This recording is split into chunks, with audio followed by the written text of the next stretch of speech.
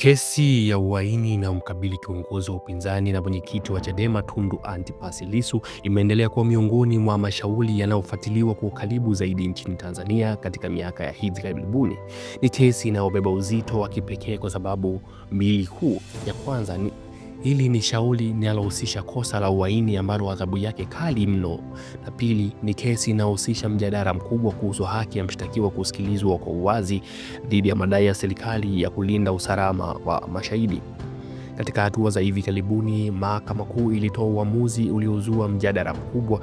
Ilikubaliana na moja ya mapingamizi ya Tundu Lissu, hususan pingamizi kuhusu utaratibu wa usikilizwaji wa shahidi wasili na kuamuru kufanyika maboresho ya kizimba maalum ili kuhakikisha shahidi huyo anaonekana na majaji. Tundu Lissu alikamatwa mwaka 2025 na kufikishwa mahakamani akikabiliwa na mashtaka makubwa ikiwemo kosa la uhaini. Mashtaka haya yalihusishwa na matamshi na mikutano ya kisiasa iliyodaiwa kuchochea umma na kuleta hatari kwa amani na usalama wa nchi, hasa kipindi kilichokuwa kinaelekea kwenye uchaguzi mkuu. Kwa mujibu wa taarifa za vyombo vya habari vya ndani na vya kimataifa, serikali iliweka msimamo kuwa matamshi hayo yalikuwa yanavuka mipaka ya siasa na kuingia kwenye hatua za kuchochea vurugu au kuzuia utekelezaji wa shughuli za kikatiba. Kwa upande wake, Tundu Lissu amekuwa akikana mashtaka hayo, akisisitiza kuwa alichokifanya ni siasa halali na kuwa kesi hiyo ina sura ya kisiasa zaidi kuliko ya kisheria. Kesi hii ilisimamiwa kwa hatua mbalimbali hadi kuhamishiwa kwenye Mahakama Kuu ambako inasikilizwa na jopo la majaji. Hapa ndipo kesi ilipoanza kuchukua sura ya mashauri makubwa ya kitaifa, si kwa sababu tu ya jina la mshtakiwa, bali kwa sababu ya masuala yaliyokuwa yakijitokeza. Suala la kwanza lilikuwa ni utaratibu wa ushahidi wa video na ushahidi wa kielektroniki, na suala la pili ni mashahidi wasili. Suala la tatu ni marufuku au udhibiti wa namna umma unavyopata taarifa za mwenendo wa kesi, na suala la nne ni ucheleweshwaji wa kesi kutokana na mapingamizi na taratibu za kiufundi. Miongoni mwa mambo yaliyogeuka kuwa muhimili wa kesi hii ni matumizi ya mashahidi wasili, yani protected witnesses. Upande wa jamhuri ulidai kuwa baadhi ya mashahidi wake walihitaji kulindwa kwa sababu za kiusalama. Kwa hiyo mahakama ikaandaliwa utaratibu maalum wa shahidi kutoa ushahidi akiwa hafahamiki hadharani, hafahamiki kwa watu walio mahakamani, na wakati mwingine hata akiwa hafahamiki kwa namna inavyoonekana moja kwa moja. Tarehe 12 Novemba mwaka 2025, Tundu Lissu aliwasilisha mahakamani mapingamizi matano dhidi ya jamhuri. Katika mapingamizi hayo, hoja moja ilijitokeza kwa nguvu zaidi.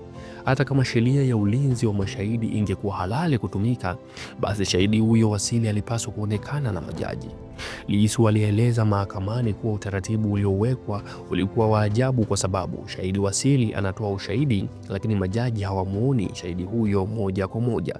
Hivyo mahakama inakuwa inaendesha shauri bila uwezo wa kutathmini mienendo ya shahidi, yani demeanor, uaminifu wake au uhalisia wa ushahidi wake. Kwa maneno mengine, Tundu Lissu alidai utaratibu huo unakiuka misingi ya haki kwa sababu hata mahakama yenyewe haiwezi kumtazama shahidi. Katika uamuzi wake, Mahakama Kuu ilikubaliana na pingamizi hilo. Mahakama ikaelekeza kuwa kizimba maalum kibadilishwe, maboresho yafanyike ili mashahidi wasili waweze kuonekana na majaji bila kuvunja sheria ya ulinzi wa mashahidi.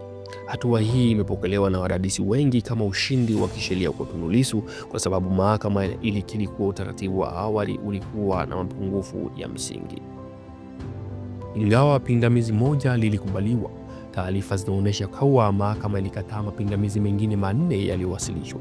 Hii inaonyesha kuwa mahakama ilijaribu kuchukua msimamo wakati kulinda taratibu za mashahidi wasili, lakini pia kulinda misingi ya haki ya kusikilizwa kwa shauri. Moja ya mambo yaliyofanya kesi hii kuonekana na vuta muda ni kuahirishwa mara kwa mara. Sababu zilizotajwa kwenye taarifa mbalimbali ni pamoja na marekebisho ya kizimba cha siri, mjadala wa mapingamizi ya kisheria, utaratibu wa ushahidi wa video na ushahidi wa kielektroniki, ratiba za mahakama na likizo utayari wa mashahidi. Kwa mujibu wa taarifa za vyombo vya habari, kuchelewa huku kumezua mjadala kwa wananchi na wanasheria. Je, ni sehemu ya taratibu za kikawaida za kesi nzito au ni mbinu ya kimfumo ya kuchelewesha haki? Katika hatua mbalimbali, Lissu ameelezwa kuamua kujitetea mwenyewe kwa kiwango fulani au kushiriki moja kwa moja kwenye masuala ya mashahidi. Kwa wachambuzi, hili lina tafsiri mbili. Upande mmoja ni ujasiri na uwezo wa Lissu anayejulikana kuwa na historia ya sheria. Upande mwingine ni ishara ya mshtakiwa kutoridhishwa na mazingira ya kupata huduma ya kisheria akiwa mahabusu.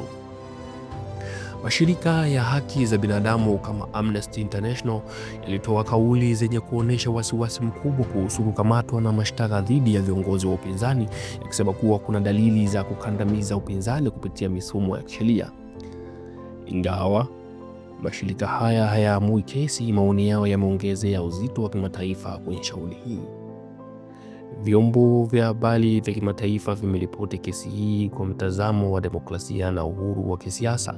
Katika baadhi ya taarifa zao, walisisitiza kuwa mashtaka ya uhaini ni mazito sana, shauri lina athari kwa taswira ya Tanzania kimataifa. Kesi inaweza kuathiri mazingira ya kisiasa na uchaguzi. Kesi hii ina maana gani? Kisheria, mashahidi wasili ni eneo gumu sana. Kisheria, mashahidi wasili ni dhana inayokubalika kwenye nchi nyingi, lakini kwa masharti. Kesi ya Tundu Lissu imeonyesha tatizo kubwa. Unaweza kumlinda shahidi, lakini huwezi kuua haki ya mshtakiwa. Mahakama ilipoagiza majaji wamuone shahidi, ilikuwa inaweka msingi muhimu. Ulinzi wa shahidi ni muhimu, lakini majaji lazima waone tabia ya shahidi anapotoa ushahidi. Huu ni msingi wa ushahidi duniani kote. Namba 2, kisiasa. Kesi hii imekuwa kipimo cha mazingira ya upinzani. Kesi hii imekuwa kama kipimo cha nafasi ya upinzani kwenye kufanya siasa, namna serikali inavyotumia sheria kukabiliana na wapinzani, na namna mahakama inavyoonekana kuwa huru au la. Haya ni maoni yanayojitokeza sana kwenye mijadala ya umma na pia kwa wananchi. Kesi hii imegawanya maoni. Kwa ujumla, mijadala ya wananchi imegawanyika kwenye makundi makubwa mawili. Wanaosema Tundu Lissu anateswa kisiasa. Hawa wanaona mashtaka ni njia ya kumdhoofisha kisiasa. Ulinzi wa mashahidi ni mbinu ya kuficha ushahidi dhaifu. Kesi inaonyesha mfumo unaotaka kudhibiti upinzani. Na pia kuna wao wanaosema serikali inalinda usalama wa taifa. Hawa wanaona uhaini ni kosa kubwa, alihusiana na siasa za kawaida. Mashahidi wanaweza kuogopa kutotoa ushahidi wazi, lakini pia serikali ina wajibu kuzuia vurugu kabla hazijatokea. Hapa kuna aina ya maoni yaliyotolewa na taasisi.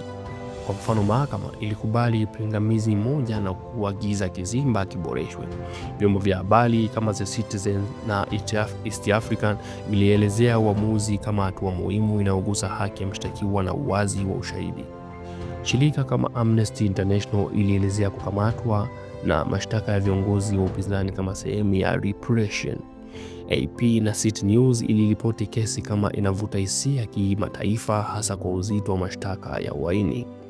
Hadi sasa kesi ya Tundu Lissu bado inaendelea, bado ina mapingamizi na hoja za kisheria, bado inazua mjadala mkubwa kitaifa na kimataifa. Lakini uamuzi wa mahakama wa kukubali pingamizi kuhusu ushahidi wasili na kuagiza majaji wamuone shahidi tayari umeweka historia muhimu kwenye mjadala ya haki za mashahidi na haki za mshtakiwa nchini Tanzania.